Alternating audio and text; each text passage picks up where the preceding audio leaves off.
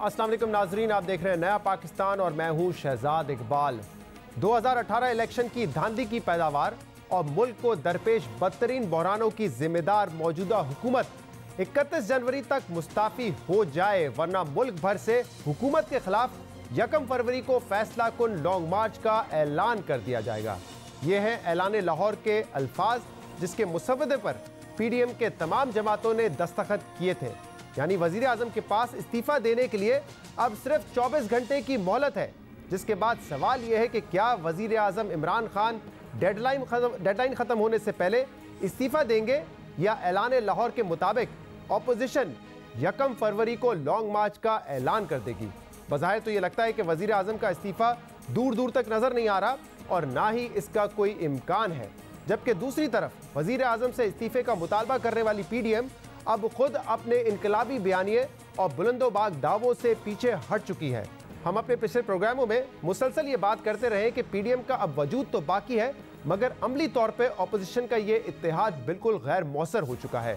PDM ने पिछले साल सितंबर में जो सियासी तूफान खड़ा किया था, वो तूफान अब अपनी रफ्तार खो चुका है और अब ऑपोजिशन जमातें इनकलाबी नारों और दावों के बजाय निज़ाम के अंदर रहते हुए वजीर आजम को घर भेजने के लिए कानूनी और आईनी रास्ते तलाश कर रही है। वो PDM जिसने इकट्ठे इस्तीफे देने के दावे किए थे, वो अब इकट्ठे ज़िमनी इंतखाबात लड़ने की तैयारी कर रहे हैं।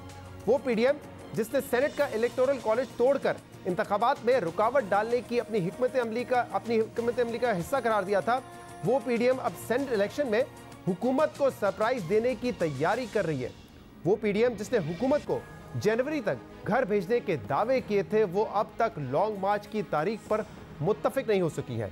वैसे तो PDM अपने इनकलाबी वादों से पीछे हट चुकी है, इनकलाबी दावों से पीछे हट चुकी है, मगर ऑपोजिशन ने वजीर आजम को जो डेडलाइन दी थी वो कल खत्म होने जा रही है। ये डेडलाइन खत्म होने के बाद ऑपोजिशन क्या करेगी, ये PDM की क़यादत ने अपने 14 दिसंबर के इजलास के बाद खुद बता दिया था। PDM के सरबराह मौलाना फजल रहमान ने 14 दिसंबर को प्रेस कॉन्फ्रेंस में कहा था कि अगर 31 जनवरी तक वजीर आजम ने इस्तीफा ना दिया तो 1 फरवरी को फैसला कुन लॉन्ग मार्च का ऐलान कर दिया जाएगा। जबकि मरियम नवाज और बिलावल भुट्टो जरदारी ने भी इस हवाले से बड़े बड़े दावे किए थे। PDM की क़यादत ने 31 जनवरी की डेडलाइन के बाद अपनी हिकमत अमली के बारे में क्या कहा था, सुनिए। 31 जनवरी तक हुकूमत मुस्ताफ़ी हो जाए। अगर 31 जनवरी तक हुकूमत मुस्ताफ़ी नहीं होती तो फिर सरबराही इजलास 1 फरवरी को इस्लामाबाद के लिए लॉन्ग मार्च का ऐलान कर देगा। अगर 31 जनवरी तक इमरान ने इस्तीफा नहीं दिया तो मार्च होगा, लॉन्ग मार्च होगा, इस सिलेक्टेड को भगाएंगे। जनवरी के आखिर में या फरवरी के अवाइल में इस्लामाबाद की तरफ पूरी कौम मार्च करेगी और पार्लियामेंट के इस्तीफे हम अपने साथ लेकर जाएंगे। 31 जनवरी जब आएगी, अगर इज्जत से जाने पे राजी नहीं है तो फिर इंशाल्लाह आवाम कोई और फैसला करेगी। PDM का लॉन्ग मार्च का प्लान बिल्कुल है। अब देखना यह है कि जब कल वजीर आजम इमरान खान का इस्तीफा नहीं आता तो इसके बाद PDM क्या ऐलान करती है, लॉन्ग मार्च कब होगा, इसका ऐलान क्या होगा, ये देखना है। लेकिन आज जब मौलाना फजल रहमान साहब से इस पर सवाल हुआ तो मौलाना फजल रहमान ने कहा कि जब हम मिल बैठेंगे तो इस बात का ऐलान करेंगे और फैसला करेंगे कि लॉन्ग मार्च कब करना है।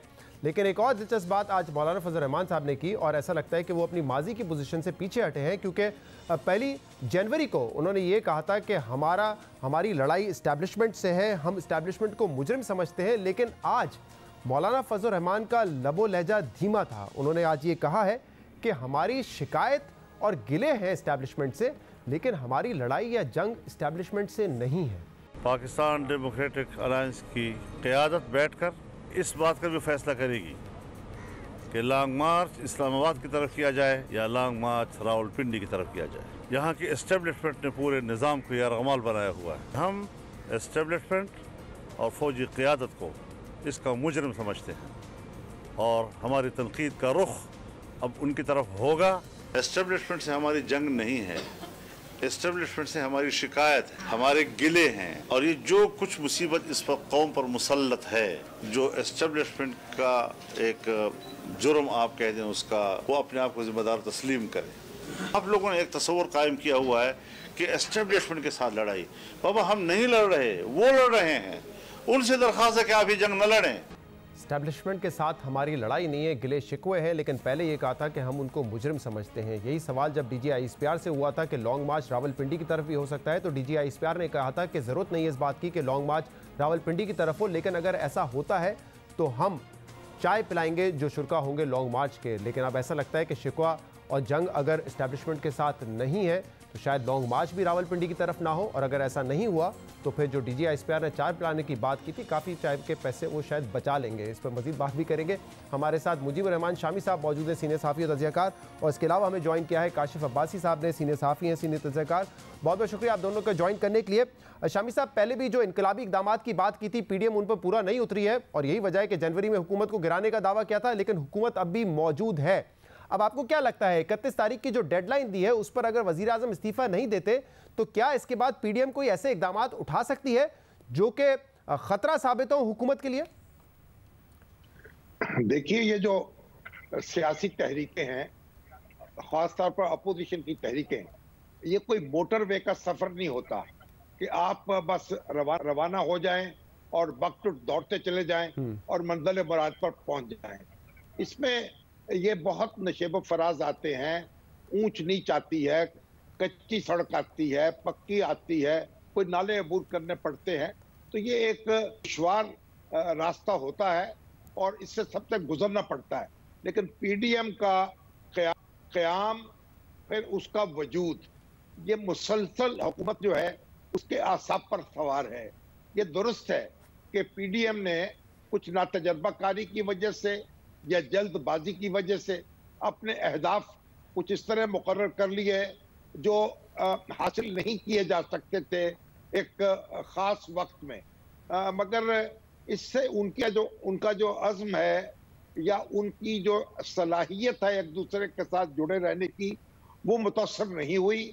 हुकूमत अगर आप देखिए, जो वज़रा को देख लीजिए, वज़ीर आज़म को देख लीजिए, मुआवनीन ख़ुसूसी को देख लीजिए, और उनके जो मीडिया ब्रिगेड है उसको देख लीजिए, मुसलसल PDM जो है उसकी कवाली हो रही है, उस पर अटैक हो रहे हैं, उसके लीडरों का मजाक उड़ाया जा रहा है, उन पर हमले हो रहे हैं, शख्सी हमले भी हो रहे हैं, और दूसरे तरह के जो भी एक दुश्मनाम हो सकता है, जो अल्जाम हो सकता है, उसका मुजाहरा भी हो रहा है। तो इससे मालूम होता है कि PDM जो है वो अपना असर जो है उसने खोया नहीं है, उसका वजूद बाकी है, और हुकूमत के आसाब जो हैं उससे मुतासर हो रहे हैं। हाँ, वो अपना सफर कैसे जारी रखेगी आगे, इस बारे में दो राय हो सकती हैं। अच्छा, लेकिन शामी साहब, ये असर किस हद तक बाकी है? क्योंकि मैं आपका एक बड़ा दिलचस्प तज्जिया सुन रहा था, आपने कहा कि ये खुजली और खारिश है ऑपोजिशन हुकूमत के लिए, यानी कि जगह जगह उनको खारिश करते रहेंगे, खुजली करते रहेंगे।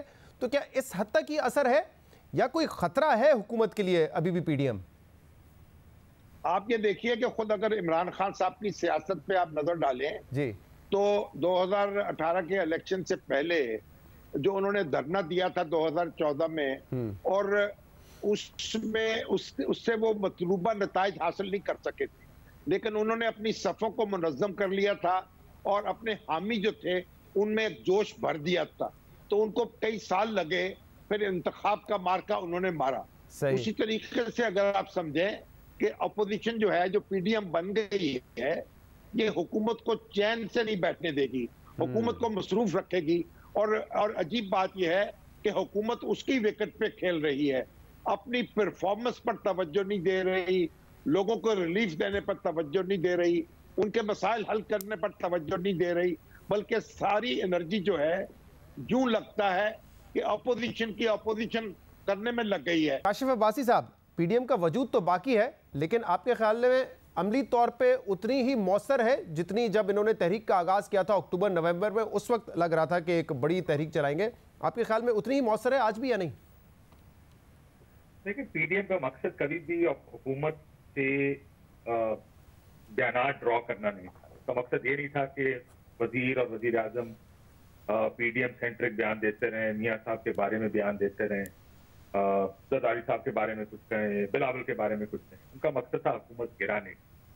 एंड लेट्स बी फेयर, जब उन्होंने अपनी टाइमलाइन दी, बयानबाजी शुरू की, लाहौर या गुजरावाला का जलसा किया, खसूसन गुजरावाला का, लाहौर के जलसे से पहले जो टोन और टैनर था, आर या पार के नारे लगे, इस्तीफे आएंगे, नहीं हुआ तो घेराव करेंगे, पिंडी जा सकते हैं, अगर उन्होंने ये नहीं किया तो ये कर देंगे, फौजी अफसरान के नाम लेने शुरू। वहां से एक बहुत बड़ा डिपार्चर नजर आया। देखिए, तहरीकों में मैं ये बात मानता हूँ कि नशे को फराज आते हैं, कभी कामयाबी होती है, कभी नाकामी होती है, कि जो पीडीएम की मूवमेंट थी उसका एक बड़ा क्लियर ऑब्जेक्टिव, वो किसके खिलाफ थी, आज तो उस पर भी कंफ्यूजन होगी। पीपल्स पार्टी भी कह रही है और आज मौलाना साहब ने भी अपना मौका बदल दिया। आज वो भी कहते हैं कि हमारा गिला है, हमारी उनसे लड़ाई नहीं है, हालांकि वो पहले मौलाना साहब भी कहते थे इस्लामाबाद की बजाय पिंडी जाके भी बैठ सकते हैं, और इशारा किस तरह था ये आप भी जानते हैं, ये मैं भी जानता हूँ। तो अगर मकसद ये था कि वजीर आजम मरियम बीबी या बिलावल साहब के बारे में बयान में, तो फिर तो मकसद उन्होंने हासिल कर लिया। अगर मकसद हुकूमत गिराना था तो ग्रेजुअली बतदरीज पीडीएम इसमें नाकामी ज्यादा से ज्यादा होती गई है। एक मोमेंटम और टेम्पो जब बिल्ड होता है किसी मूवमेंट का, सियासी जमात का, कोशिश होती है उस टेम्पो को मजीद ऊपर लेकर जाए। तो काशिफ साहब, ये मोमेंटम क्या दोबारा बिल्ड हो सकता है? अगर सेनेट के इंतखाबात तक का तो ऐसा लगता है कि सब इंतजार करेंगे, क्योंकि इससे पहले इस्तीफे देना सेंस नहीं बनती। शायद हो सकता है लॉन्ग मार्च इससे पहले हो जाए, लेकिन वो मोमेंटम दोबारा गेन कर सकती है पीडीएम। देखें, मोमेंटम पाकिस्तान में पॉलिटिक्स में कोई चीज हरते आखिर नहीं। किसी भी वक्त कुछ भी हो सकता है। ये हुकूमत अपने खिलाफ सबसे बड़ा महाज खुद है। अगर इसके खिलाफ कोई ऑपोजिशन ना भी होती तो इस हुकूमत को ऑपोजिशन की शायद जरूरत भी नहीं है। जिन इलेक्शन की, अगले इलेक्शन की शामी साहब बात कर रहे हैं कि इमरान खान साहब ने इलेक्शन जीता, अगर इमरान खान साहब ने इलेक्शन जीता होता तो आज सारे ये ना कह रहे होते कि इंजीनियर्ड इलेक्शन से वो धरना देखकर भी इलेक्शन जीतने की पोजीशन में नहीं आए, शायद इसी वजह से धक्कों की जरूरत रही उनको। लेकिन इमरान खान साहब जिस तरह हुकूमत कर रहे हैं, पीडीएम को किसी कैंपेन की जरूरत नहीं है, सुकून से बैठे रहे। या 2-2.5 साल में ये हुकूमत अपने बोझ से खुद ही गिर जाएगी। जिस तरह की इस वक्त की कारकर्दगी है, इस वक्त तहरीक इंसाफ की हुकूमत की, किसी मूवमेंट को चलाने की जरूरत नहीं है। मूवमेंट चलाएंगे क्या? 2 साल रह गए पीछे हुकूमत में। अब अगर आप मूवमेंट आज बिल्ड करना शुरू करें, 4-6 महीने लगाएंगे उसको बिल्ड करने में, इलेक्शन के टाइम वैसे ही करीब आ जाएंगे। और मुझे नहीं लगता कि आने वाले इलेक्शन में तहरीक इंसाफ का मुकाबला अपनी खिलाफ कारकर्दगी से ही होगा। उनको ऑपोजिशन को कुछ करने की शायद जरूरत ना पड़े। इस परफॉर्मेंस के बाद जो गुलजार साहब की पंजाब हुकूमत खासकर जो परफॉर्मेंस लेके जा रही है, 60% पाकिस्तान है पंजाब, उनको उसके बाद मेरा पीडीएम को रोकना इतना ज्यादा मुश्किल काम नहीं होगा जीतने से। सही तहरीक इंसाफ की कारकर्दगी। अच्छा, आप कह रहे हैं कि वो अपने बोझ तले दब सकते हैं। लेकिन शामी साहब, डीजी आईएसपीआर ने कहा था कि अगर रावलपिंडी की तरफ लॉन्ग मार्च होगा तो हम चाय उनको पिलाएंगे। ऐसा लगता है कि उनका खर्चा बच जाएगा, क्योंकि आज फजल रहमान साहब ने ये कहा है कि हमारे गिले शिकवे हैं, हमारी लड़ाई एस्टैब्लिशमेंट के साथ नहीं है। लेकिन जब इस मूवमेंट का आगाज हुआ था, उनकी बड़ी हार्ड पोजीशन थी, नवाज शरीफ साहब की बड़ी हार्ड पोजीशन हुई थी। लेकिन अब दोनों का रुख, चाहे फजल रहमान साहब हो या नवाज शरीफ साहब हो, उनका रुख हुकूमत की तरफ है, इमरान खान की तरफ है, लाने वालों की तरफ नहीं है। देखिए, पहले जो जज्बाती एक अजहार किया गया था, लगता यह है कि उसका जो नुकसान है उसका जायजा ले लिया गया है। क्योंकि अगर अपोजिशन ये मौक़िफ़ जो है इस पर कायम रहती है तो इसका मतलब यह है कि वो अपने खिलाफ सारी ताकतें जो हैं उनको मुश्तमे कर रही है और वो हुकूमत को स्ट्रेंथन कर रही है। अगर आप हदफ जो है हुकूमत की बजाय दूसरे अदारों को बनाएंगे और उनको यकजा कर देंगे तो फिर अपोजिशन की मुश्किलात में इजाफा होगा।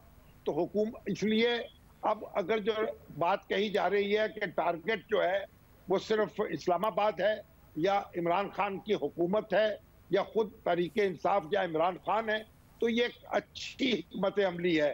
क्योंकि अगर आप अपने मुखालफों को इकट्ठा कर दें, जिस तरह हुकूमत ने अपने मुखालफों को इकट्ठा किया है, उनको अलग अलग डील करने की कोशिश नहीं की। लेकिन शामी साहब, कथा कलामी की माजरत, फिर मकसद क्या रह जाएगा इस तहरीक का? क्योंकि ये तहरीक तो एक असूल पे थी ना कि मदाखलत नहीं होनी चाहिए, और अगर वो कहते हैं कि अब हम सिर्फ इस्लामाबाद की तरफ और हुकूमत को टारगेट करेंगे, मदाखलत करने वाले हमारे निशाने पे नहीं है, तो फिर इस तहरीक का मकसद क्या रह जाएगा? वो तो हवा ही निकल जाएगी बिल्कुल इसमें से।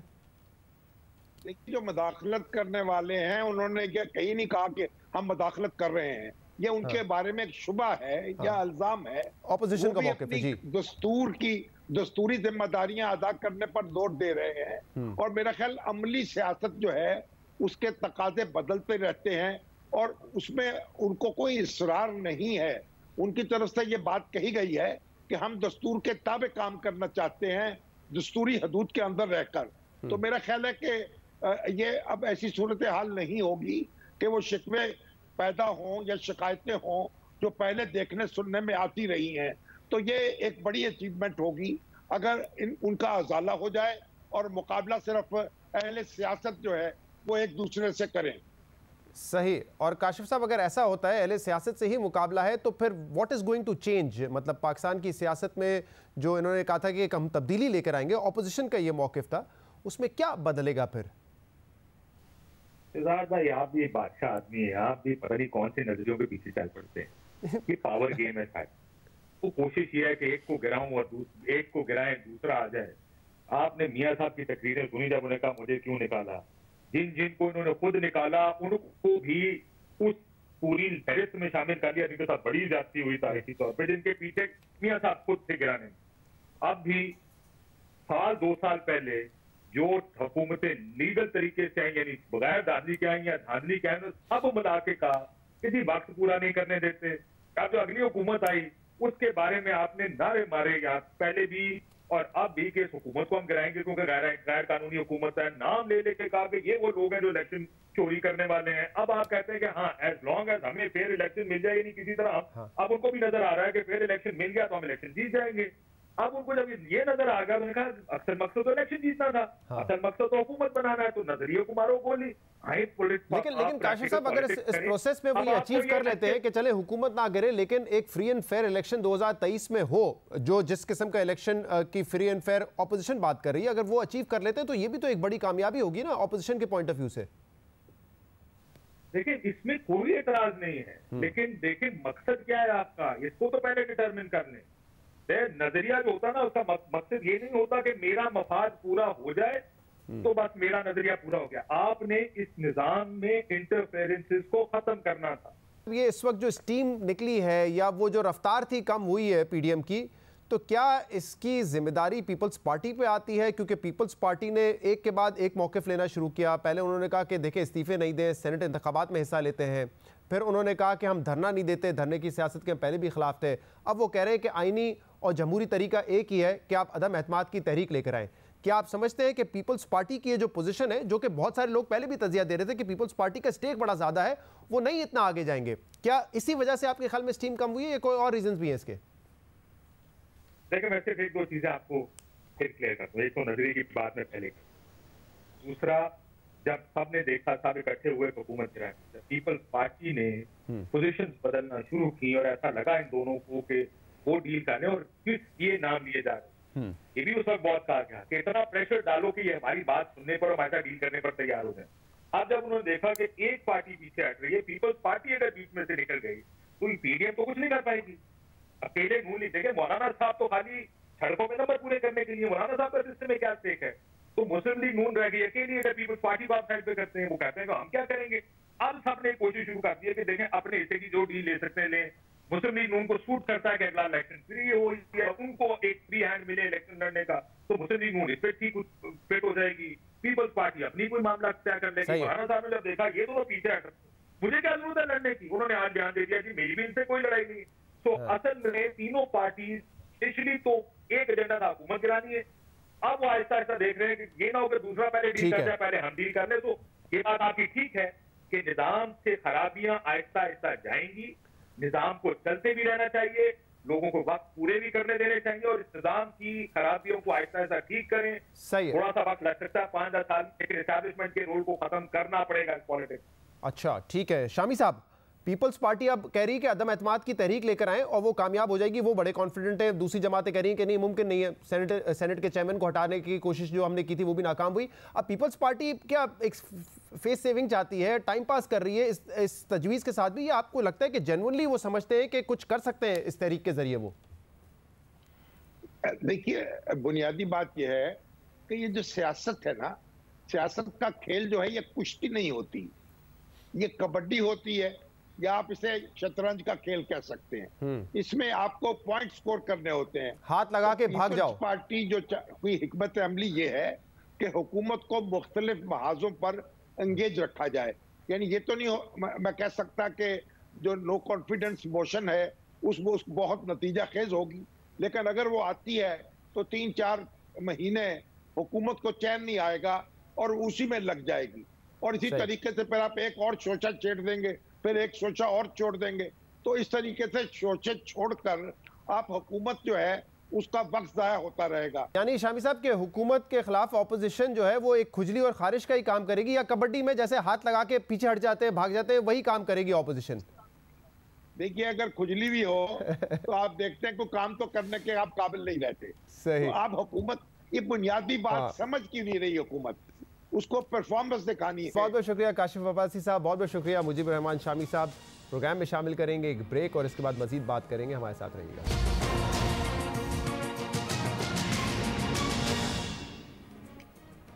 वेलकम बैक नाज़रीन। पिछले हफ्ते कैबिनेट कमेटी ऑन एनर्जी ने यह फैसला किया था कि अब इंडस्ट्री के कैप्टिव पावर प्लांट के लिए उनको गैस नहीं दी जाएगी, यानी कि वो अपनी बिजली नहीं बनाएंगे गैस के जरिए, वो नेशनल ग्रिड से बिजली लेंगे। उसकी वजह यह थी कि हुकूमत समझती है कि इसी गैस का इस्तेमाल ज़्यादा एफिशिएंट प्लांट्स पे हो सकता है, जिसका फ़ायदा सबको होगा, और नेशनल ग्रिड में इस वक्त इजाफी बिजली मौजूद है जिसको इस्तेमाल करना ज़रूरी है ताकि जो कैपेसिटी पेमेंट हम पे करते हैं वो कम हो जाए। बिजनेस कम्युनिटी ने इसको मुस्तरद किया था और डिमांड की थी कि इस फैसले को वापस लिया जाए, लेकिन कल ये फैसला हुआ है कि उस फैसले को बरकरार रखा जाएगा, लेकिन बिजनेस कम्युनिटी को और इंडस्ट्री को फैसिलिटेट किया जाएगा ताकि जल्द से जल्द उनको पावर कनेक्शंस मिल जाएं। वो क्या एतराज़ात थे जो बिजनेस कम्युनिटी उठा रही थी, हमारे प्रोग्राम में जुबैर मोतीवाला साहब ने बताया था। केई के अंदर आप देखें 3300 मेगावाट ये मैक्सिमम डिस्ट्रीब्यूशन कर सकते हैं, उनके पास जनरेशन और डिस्ट्रीब्यूशन की कैपेसिटी के हिसाब से 1000 मेगावाट से ज्यादा, यानी जो आज केई की कैपेसिटी है उसका 1/3 ऑलरेडी इनकी नई रिक्वायरमेंट है। ये कहां से लेके आएंगे? ये इनके पास ग्रिड स्टेशंस लग गए हैं, इनके सब स्टेशन का जाल बिछ गया है, हाई टेंशन वायर्स के पाइलॉन्स लग गए हैं। ये सारी चीजें 1000 मेगावाट की आप बात कर रहे हैं, ये प्रोसेस कम से कम 1 से 1.5 साल लगेगा। इसका मतलब ये है कि ये ऐलान ये कर रहे हैं कि 1 फरवरी से जनरल इंडस्ट्री बंद कर दें।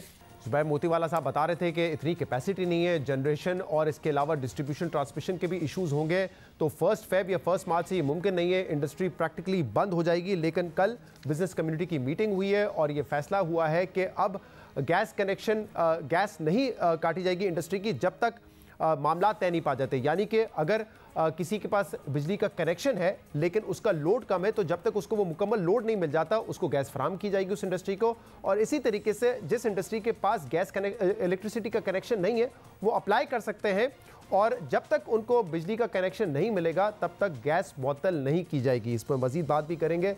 जुबैर मोतीवाला साहब इस वक्त हमारे साथ मौजूद है। जुबैर साहब बहुत बहुत शुक्रिया। आपके कुछ कंसर्न्स थे, इंडस्ट्री के कुछ कंसर्न्स थे, कल की मीटिंग के बाद क्या वो ख़त्म हो गए हैं, मामला तय पा गए हैं? देखें, हमने जब उनके साथ मीटिंग की, सबसे पहले तो गवर्नर सिंध का बड़ा शुक्रिया कि वो ताबिश गौर को भी और नदीम बाबर को भी और सारे सेक्रेटरीज को लेकर हमारे साथ उन्होंने मीटिंग की। अब वो उस मीटिंग के अंदर बिल्कुल जब हमने ईमेल्स पढ़ के सुनाई कि हमारे बायर्स ये कह रहे हैं कि मार्च से हम पे कहीं और डाइवर्ट होते हैं, तो उन्होंने कहा जी बिल्कुल नहीं, ऐसी कोई बात नहीं है और हम ऐसा कुछ करेंगे नहीं। और हमने तो ये अनाउंसमेंट इसलिए की कि एफिशिएंसी बेंचमार्क है, 60% प्लस आपका जनरेटर को एफिशिएंसी देनी चाहिए। आप सुन नहीं रहे थे तो हमने अनाउंसमेंट की। हमने बोला आप इस तरह के अनाउंसमेंट करते हैं, तो उन्होंने ये एग्री किया कि ठीक है, इस अनाउंसमेंट के केस में हम विड्रॉल का जो है ना आपके पास हम प्रेस रिलीज देंगे, जो उन्होंने आज ही अखबारों में दिया, हमसे बैठ करवा के उन्होंने ये काम किया और ये दिया।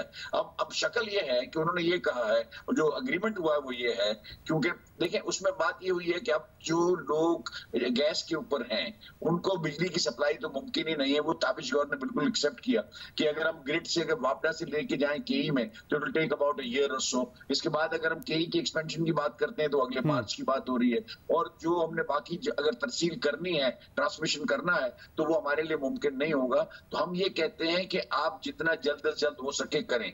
हमने उनसे कहा कि हमको भाई रिलायबिलिटी का प्रॉब्लम है, उनकी फ्लक्चुएशंस हैं, उनकी रिलायबिलिटी हमें है नहीं। अगर आप हमको, उन्होंने दाम भी कम कर दिए और उन्होंने हमसे कहा कि 12 रुपए 96 पैसे में आप हमसे यूनिट ले लें अगर आपका 11 रुपए का पड़ता है। क्योंकि हमारी मीटिंग के दौरान ये बात आई कि 4 रुपए का फर्क होगा, वो 2 रुपए का फर्क उन्होंने वहां निकाल दिया और हमसे कहा कि हमारे पास सरप्लस बिजली है, टेक और पे की बुनियाद पे हमने ले ली है या पिछली गवर्नमेंट ने ली है, और हमारे पास 4000 मेगावाट है, आप इसको लें।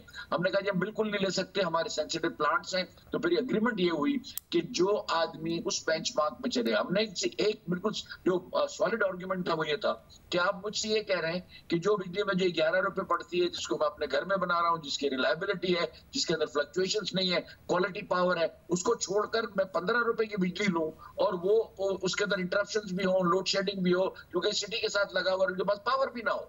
तो उन्होंने कहा जब तक सिटी आपकी कई लिख के नहीं दे आपको कि हम रिलायबली अनइंटरप्टेड क्वालिटी पावर देंगे, जब तक आप ना जाएं और आप अपनी आपकी एफिशिएंसी जो स्टेटमेंट मैंने पढ़ा है मैं आपके सामने रखता हूं, जरा इस पर बता दीजिएगा कि बिजनेस कम्युनिटी इस पर एतमाद कर रही है कि नहीं। एक तो पहले 1 फरवरी और 1 मार्च की डेट थी कि लोकल इंडस्ट्री के लिए और एक्सपोर्ट ओरिएंटेड इंडस्ट्री को गैस नहीं दी जाएगी, लेकिन अब ये कहा जा रहा है कि जिसके पास इलेक्ट्रिसिटी का कनेक्शन है लेकिन उसका लोड कम है, वो लोड के लिए अप्लाई करेगा और जब तक वो लोड उसको नहीं मिलता तब तक उनको गैस दी जाएगी। और दूसरा, जिसके पास कनेक्शन नहीं है वो कनेक्शन के लिए अप्लाई करेगा और जब तक उसको कनेक्शन नहीं मिल जाता तब तक आपको गैस मिलती रहेगी और ये डिस्कोज लिख के देंगे कि किसको हम लोड कब तक दे देंगे और किसका कनेक्शन कब तक लगा देंगे। तो ये अश्योरिटी वो आपको दे रहे हैं। तो इस पर एतमाद है आपको कि ठीक है, जब तक हम काम कर सकते हैं और गैस हमारी डिस्टर्ब नहीं होगी।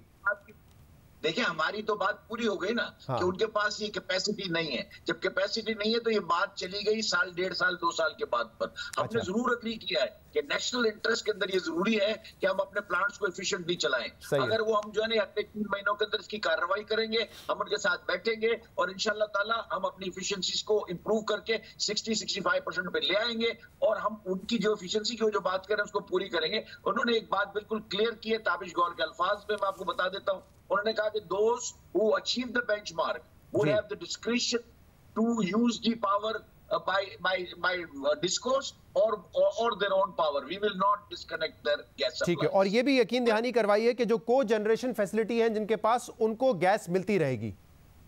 उसी की मैं बात कर रहा हूँ। को जनरेशन ये जब एग्जॉस्ट से जो आपका जनरेटर का जो एग्जॉस्ट होता है उसके ऊपर मिनी बॉयलर्स लगते हैं। वो बॉयलर से जब हम एक्स्ट्रा ये बेनिफिट है ना, हाँ। वो हमने लगाया। फिर जो जैकेट वाटर होता है उससे हम चिलर्स चलाते हैं, एयर कंडीशनर्स। ये दोनों चीजें जब आप चलाते हैं तो ये 40% की एफिशिएंसी जो है ये पहुंच जाती है 60-62%। सही है। देन इट इज स्टेबल और हम उसको कर लेते हैं। अच्छा, कल तो कराची के जो बिजनेसमैन थे, चेंबर के लोग थे, उनकी मुलाकात हुई है। जहां तक मेरी इत्तलात है एप्टमा की भी मुलाकात है अब कैबिनेट कमेटी ऑफ एनर्जी के जो लोग हैं उनके साथ, और इसमें उन्होंने टेक्सटाइल पॉलिसी के हवाले से बात करनी है। तो अब इस वक्त जो बिजली के रेट हैं 7.5 सेंट जो टेक्सटाइल पॉलिसी में 5 साल के लिए आप चाहते हैं कि फिक्स हो जाएं, उस पर इस वक्त एक डिबेट है। और जहां तक मुझे पता है कि एक फॉर्मूला जो इस वक्त जिस पर काम किया जा रहा है वो ये है कि एनर्जी पर सब्सिडी नहीं दी जाए लेकिन एक्सपोर्ट पर सब्सिडी दी जाए, यानी कि इनपुट स्टेज पे नहीं होगी। जब डॉलर आपने कुछ एक्सपोर्ट किया है, जब डॉलर आ जाएंगे तो उस पर फिर आपको जो है रिबेट मिल जाएगा। क्योंकि इस वक्त होता ही है कि टेक्सटाइल में बहुत सारे कंपनीज ऐसी हैं जो कि लोकल मार्केट को भी देती हैं और एक्सपोर्ट भी करती हैं, लेकिन फिर वो जो बिजली लेते हैं वो एक्सपोर्ट के रेट पर लेते हैं। देखें, इसके लिए ये पहले ये तजर्बे बहुत हो चुके। हम क्यों री इन्वेंट करते हैं व्हील को? ये जब आप रिबेट की बात करते हैं, जब आप इनवॉइसिंग की बात करते हैं, तो देखिए सबसे पहले एक फ्लाइंग इनवॉइस की रिजीम शुरू हो जाती है, फेक एक्सपोर्ट की रिजीम शुरू हो जाती है। जब उसकी बात करते हैं उसको बीट करने के लिए ही हमने एनर्जी के ऊपर कॉस्ट ऑफ डूइंग बिजनेस को आप नीचे ले जाएं और ये ऑटोमेटिकली आपको करना क्या है? आपको करना ये है कि मेरी जो कॉस्ट है वो मेरी कंपीटिंग कंट्री के बराबर हो। हाँ। चाहे आप एनर्जी में दे दें चाहे उसमें दे दें। ये बात ठीक है जुबैर साहब, लेकिन फिर इसको कैसे देखेंगे कि अगर एक कंपनी है जो कि लोकल मार्केट के लिए भी प्रोड्यूस कर रही है लेकिन वो भी उतना ही बेनिफिट ले जाती है जो वो एक्सपोर्टर्स को मिलता है? देखिए, सबसे पहली बात ये, जब हम टेक्सटाइल की बात करते हैं, 5 जीरो रेटेड सेक्टर्स की बात करते हैं, तो 80% of the goods we produce are exported. और जो बाकी जो 20% है वो अगर लोकल में यूज होते हैं तो क्या can you penalise 80% people for the sake of 20%? एक पहला क्वेश्चन। दूसरे नंबर पे क्वेश्चन ये है कि देखिए rest of the general industry जिसे ये कहते हैं, जनरल इंडस्ट्री भी हमारी सप्लाई चेन है। देखिए, अगर कार्टन के बगैर हम नहीं रह सकते, प्लास्टिक की थैलियों के बगैर नहीं, बहुत सारी ऐसी आइटम्स है जो जनरल इंडस्ट्री हमको बनाती है जो हमारी एक्सपोर्ट्स में काम आती हैं। ये जो है ना, ये कहना कि आपको रिबेट में दे देंगे, ये मुनासिब नहीं होगा। This has been tried and tested many times before. इसको विड्रॉ किया, फेक के केसेस बने बहुत ज्यादा। एफबीआर से पूछे आपके पास ये जो फेक एक्सपोर्ट के और फ्लाइंग इनवॉइस के केसेस कितने हैं, यानी उस जमाने के आज भी केस चल रहे हैं। तो ये तो बिल्कुल गलत होगा, ये करना नहीं चाहिए। बहुत बहुत शुक्रिया। जुबैर मोतीवाला साहब हमारे साथ मौजूद थे। प्रोग्राम में शामिल करेंगे ब्रेक, इसके बाद मजीद बात करेंगे, हमारे साथ रहिएगा।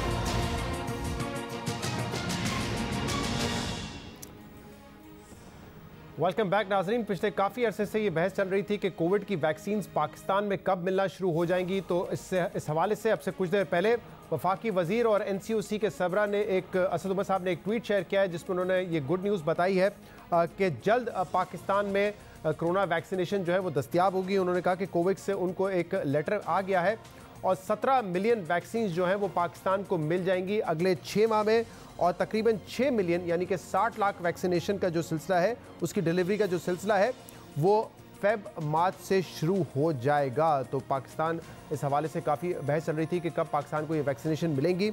इससे पहले 2 रोज़ पहले डॉक्टर फैसल सुल्तान ने भी कहा था कि जो चाइनीज़ वैक्सीनेशन है वो भी जल्द 5 लाख की तादाद में पाकिस्तान आ जाएंगी। असद उमर साहब इस वक्त हमारे साथ मौजूद है। असद साहब, यकीनन एक अच्छी खबर है ये कि पाकिस्तान को जल्द वैक्सीनेशन मिल जाएंगी। मजीद क्या इसकी तफसीलात, तादाद कितनी होंगी और इस जो एस्ट्राजेनेका है इसकी इफेक्टिवनेस के हवाले से क्या कहा जा रहा है? अच्छा, पहली बात तो ये कि ये जो सबसे पहले वैक्सीन पाकिस्तान में जो लगनी शुरू हो रही है इंशाल्लाह वो ये एस्ट्राजेनेका वाली नहीं होगी। कल हमारा तैयारा जो है एयरफोर्स का जा रहा है बीजिंग और एयरलिफ्ट करके 500,000 डोजेस जो है 5 लाख डोजेस वो पिक करके वापस आ रहा है और इंशाल्लाह ताला अगले हफ्ते के वक्त के अंदर जो है ये वैक्सीनेशन ड्राइव शुरू हो जाएगी और हमारे जो फ्रंटलाइन हेल्थ वर्कर्स हैं उनको वैक्सीन लगना शुरू हो जाएगी। ये जो है ये कोवैक्स की फैसिलिटी है, एक ग्लोबल अलायंस बना था और उसके जरिए तमाम ममालिक, खास तौर पे वो ममालिक जो बहुत ज्यादा अमीर मुल्क नहीं है उनके लिए वैक्सीन की दस्तयाबी के लिए इनिशिएटिव स्टार्ट किया गया था। हुकूमत पाकिस्तान जो है वो इसके अंदर खत हमने लिखा शायद मई या जून के महीने में और हमने अपने आप को रजिस्टर कराया कि हम इसका हिस्सा बनना चाहते हैं। उसके जरिए जो है वो आज हमारे पास कॉन्फर्मेशन आई है उनकी कि जून तक तकरीबन 1,70,00,000 वैक्सीन की डोजेस हमें दस्तयाब कर दी जाएंगी, जिसमें मार्च तक को 60 लाख के करीब डोजेस है और फरवरी के अंदर इसकी सप्लाई शुरू हो जाएगी। तो अल्हम्दुलिल्लाह हमारा ये दूसरा जो है सोर्स ये भी आ गया है और इसके अलावा भी हमारा काम अभी जारी है। तो इंशाल्लाह ताला जैसे हमने पहले कहा था, अगर आपको याद हो जब हमने अनाउंसमेंट की थी कि पहली सहमाही के अंदर वैक्सीनेशन शुरू हो जाएगी तो उससे पहले ही काम स्टार्ट हो गया है। और असद उमर साहब, ये जो वैक्सीनेशन इस वक्त तक आ रही है पाकिस्तान, ये हुकूमत फ्री ऑफ कॉस्ट देगी? हुकूमत पाकिस्तान जो है वो फ्री ऑफ कॉस्ट देगी।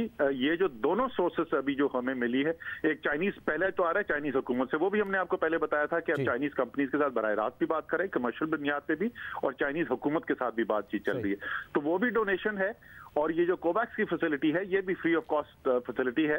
तो ये प्रोक्योर हमने की है बगैर कोई आवाम का। क्विकली अगर आप मुझे प्रोसेस बता दें, फ्रंटलाइन हेल्थ वर्कर्स के बाद फिर क्या कैटेगरीज होंगी जिनको ये वैक्सीनेशन दस्तयाब होंगी? सबसे पहले तो जाहिर है जैसे आपने कहा फ्रंटलाइन हेल्थ वर्कर्स हैं वो 4 लाख से ज्यादा रजिस्टर कर चुके हैं, तो उनको तो जो है अगले मंगल बुध जो है ये काम शुरू हो जाएगा, वैक्सीनेशन लगनी शुरू हो जाएगी। अगली जो कैटेगरी है वो 65 साल और उससे ज्यादा उम्र के जो लोग हैं उनके लिए है और वो भी उम्मीद यही है कि फरवरी के आखिर तक वो प्रोसेस भी शुरू हो जाएगा, उनकी वैक्सीनेशन भी शुरू हो जाएगी।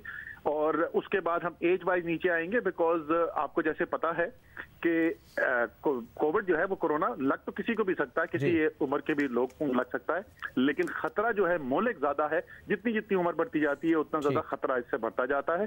तो इसलिए जो सबसे ज्यादा जिनको खतरा है वहां से शुरू करके फिर नीचे आएंगे। बहुत बहुत शुक्रिया, बहुत बहुत शुक्रिया। असद उमर साहब हमारे साथ मौजूद थे। यकीनन पाकिस्तान के लिए बेहतरीन खबर है, एक अच्छी खबर है, वैक्सीनेशन जल्द दस्तयाब होगी।